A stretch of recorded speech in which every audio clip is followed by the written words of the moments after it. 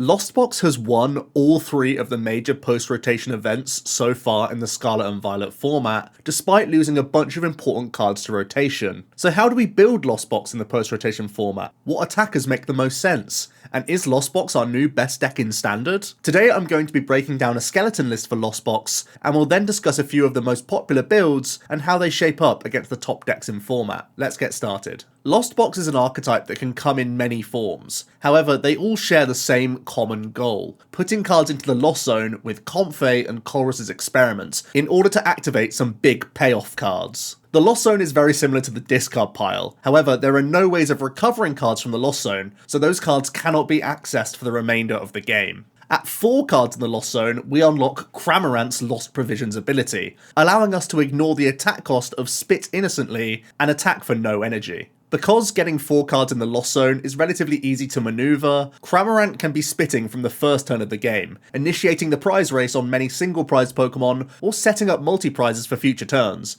making Cramorant a great pace setter, immediately pressurizing the opponent. At 7 cards in the Lost Zone, we unlock Mirage Gate, the energy acceleration of the deck. Mirage Gate allows us to attach 2 different basic energy cards from our deck to our Pokemon in any way that we like. This gives the deck immense flexibility, and is the reason we're able to construct a toolbox of attackers so easily, all in one deck, because we simply pull the energy out when we need them. Water energy is always found within these gate builds of Lost Box, thanks to the inclusion of Radiant Greninja. Greninja is an all-star in this deck. It's a fantastic way for us to draw cards throughout the game, while stashing certain energy in the discard pile for Raihan or Clara plays. Radiant Greninja is also an attacking threat thanks to Mirage Gate, with a powerful sniping attack. Now, Manaphy is a common inclusion for decks wanting to protect their lower hit point Pokemon, but Manaphy can be easily dealt with during the game, allowing Greninja to run riot. Psychic Energy is also going to be found in these decks, thanks to our other main single prize attacker and our final Lost Zone payoff card, Sableye. At 10 cards in the Lost Zone, we're able to use Sableye's Lost Mine attack, allowing us to place 12 counters on our opponent's Pokemon in any way that we like. It goes without saying that this flexibility is incredible. We can mop up lower hit point Pokemon on our opponent's board,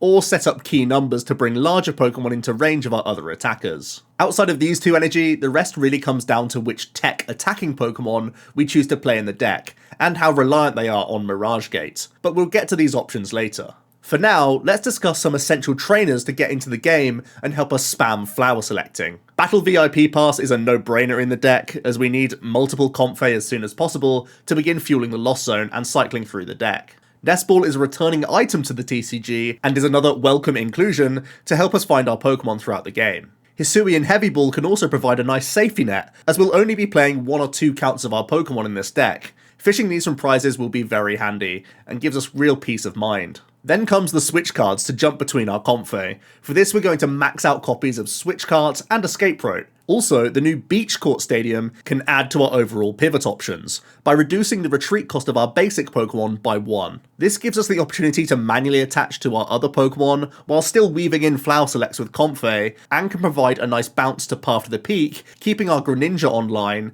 as well as enabling the abilities of some commonly found V Pokemon in the deck. As for supporters, Colress is mandatory, but we've also touched on both Clara and Raihan earlier when talking about Radiant Greninja. Raihan helps us piece together a few specific combos, and make some of our expensive Mirage Gate attackers come together more smoothly. Clara is the deck's Pokemon recovery. We get to cheat a lot of space in the deck by playing low counts of Pokemon and simply using Clara to recycle them throughout the game. Naturally, this is very powerful with efficient Pokemon like Sableye, but getting to double dip on certain type coverage tech attackers can also help the deck reach higher damage output multiple times throughout the game as well. We then of course have Boss's Orders. Now, thanks to damage counter placement from Sableye and some bench control with Radiant Greninja, we don't need too many copies of Boss's Orders in the deck list, but we can still create big swing turns on multi-prize Pokemon, so it's still worth a slot. And with that, we have an extremely bare bones skeleton for a Mirage Gate Lost Box. There are a couple cards I've yet to mention, but Manaphy's in here to protect our vulnerable benched Pokemon, and Energy Recycler is used to ensure Mirage Gate has live energy in the deck to pull into play. You'll notice Raihan hasn't made it into the Skeleton 60, but it often finds its way into the deck once we've added our gate attackers, so it'll make more sense in a moment. This is where we come to a crossroads. There are multiple directions to consider with Lost Box, all of which has seen a decent amount of success already in the post-rotation format. Do we want to play a turbo list, which aims to reach Mirage Gate as early as possible, sometimes even turn 1, for explosive tempo plays? Do we want to play a Skyseal Stone combo and a number of type coverage V Pokemon to uptrade into V Maxes and V Stars? Or do we want to remain an old-fashioned single prize deck, forcing an awkward prize race for as long as possible? Let's begin with the turbo approach. Incorporating Forest Seal Stone and Lost Vacuums are the most effective way for the deck to have a chance of reaching 7 cards in the Lost Zone on that first turn. Using our V-Star power to grab any card in the deck, it naturally makes a combo much more reliable, whilst providing a target for our vacuum at the same time. The main benefit of the turbo list is that we can capitalise on slower starts from our opponent. Greninja can be devastating if it gets into the action before Manaphy is developed, and Dragonite V can be used to power through basic V Pokemon on the opponent's side of the field. This is especially powerful considering that we play 4 copies of Escape Rope, so players who manage to bench only one of their main attacker can be forced into the active position for an early KO, removing their only threat on the board. So here's a sample deck list of the Turbo engine. Dragonite V can deal 250 damage, and also uses Water Energy, so it's an easy inclusion. Drapion puts in a shift against Mew, but we can also use this in conjunction with Mirage Gates against other Dark weak Pokemon, such as Gardevoir EX if we're in a pinch. Next up we have the Skyseal Stone approach, which relies much more on type coverage. Drapion becomes even more devastating against Mew players, as we're able to take 4 prizes on a VMAX for free. Raikou gets the chance to take 3 prizes on a Lugia or Palkia, and Galarian Zapdos gives us coverage against Arceus V-Star and Miraidon Regieleki. Let's not forget that with Clara we can easily recycle these Pokemon in their relevant matchup, so even when we don't have Skyseal Stone, we can at least keep up in tempo by trading 2 for 2. This build has a little more space as well for the additional supporters and Pokegears, and I've also slotted in a Hawlucha, a handy card for the mirror. Hawlucha puts 1 damage counter on 2 of your opponent's benched Pokemon, so can be used very nicely alongside Sableye. The sooner you find Hawlucha the better, because as soon as you put him into play, it's also then blocking your opponent's use of Escape Rope. You can simply throw Hawlucha into the active, so that if they're forced to take a knockout on it, you can use Clara and reload your Hawlucha, which can be immense value, helping you construct multi-prize turns.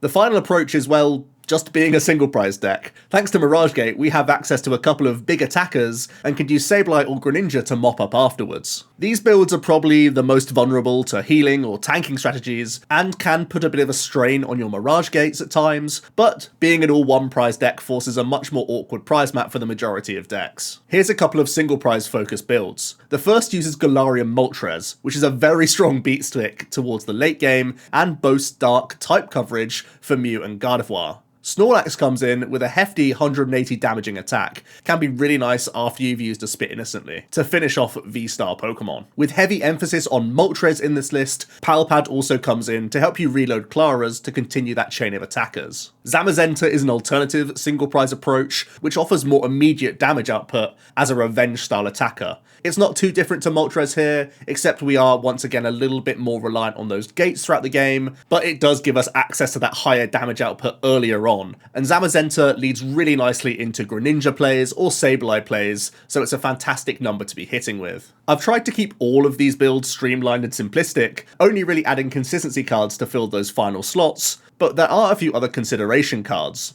Roxanne can be very handy in the mirror match, especially on a turn where you KO their Manaphy, trying to make life difficult for them to recover it, so that ideally they miss and you can use your Radiant Greninja to take a 2-prize turn. Echoing Horn is a really easy way of bringing back lower hit point Pokemon for Sableye, and possibly even some 2-prize Pokemon back into the mix if you are able to construct some Boss's Orders combos. Collapse Stadium can also be a pretty interesting tech card. You can use this in the mirror match when you've received damage on one of your Pokemon. You can simply remove it, denying a Sableye play from the opponent. Or you can use this against other decks that you know are also playing Collapse Stadium, like Arceus and Lugia, who often try and use their Collapse Stadium to remove heavily damaged Pokemon. If you're the one to play the Collapse Stadium first, then start using Lost Mine and your other damaging attacks, you can prevent your opponent from using their own Collapse Stadium because you got there first. Mostly though, it's a question of Pokemon. I've barely scratched the surface in terms of attacking options available to Lost Zone box, because we have some of the silliest energy acceleration available, so some of these are definitely worth looking into.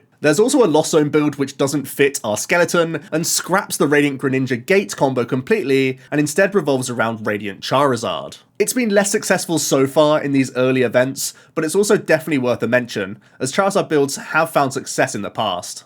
The deck really hones in on our two core Lost Zone attackers, Cramorant and Sableye, but has the late game bomb of Radiant Charizard, which we try to rinse and repeat with Clara. With no Mirage Gates and significantly less energy in the deck, we do have room for cross switchers as an additional form of Gust, and we play Vacuums to help us get to 10 in the Lost Zone quite effectively. The deck does sacrifice a lot of card draw by swapping out its Radiant Pokemon, but this list is also considerably less combo reliant. For anyone brand new to playing Lost Zone decks, this is a great place to begin without having to Galaxy Brain all of your resource in the discard pile, deck, Lost Zone, and prize cards. I'm personally a massive fan of the Charizard build, but it is admittedly much more linear than some of the Gate builds we've already discussed. Overall, it's clear to see why Lost Box is so successful in the early stages of the Scarlet and Violet format. The archetype is devoted to cycling through the deck, has fantastic single prizes at its disposal, and has enough space in the list to dedicate towards cards for specific matchups. Not to mention there's the factor of your opponent not really being fully aware of which build they're coming up against at the beginning of the game, so they're sometimes falling prey to your specific lists without knowing about it.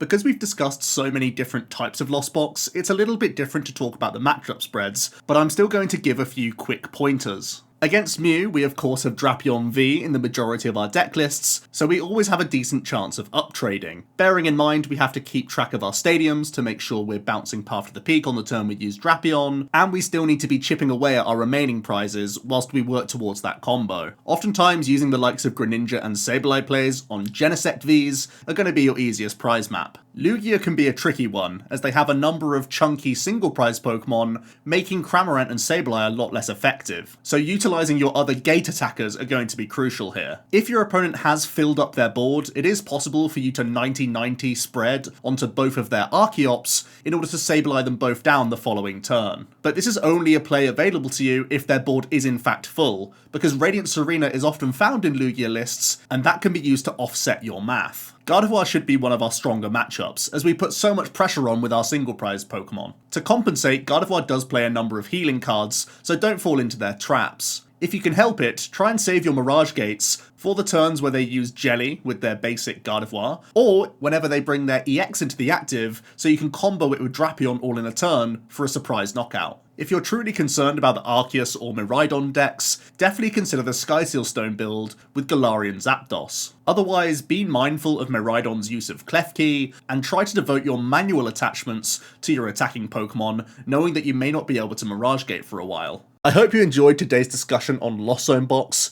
Let me know which build is your favourite down below, and I'll see you tomorrow for another video. Cheers.